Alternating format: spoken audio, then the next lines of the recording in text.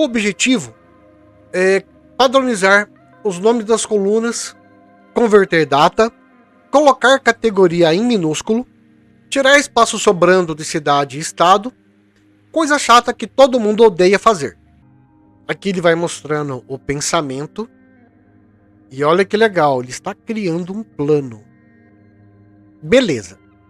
Plano foi criado, então ela retorna assim. Este é o plano.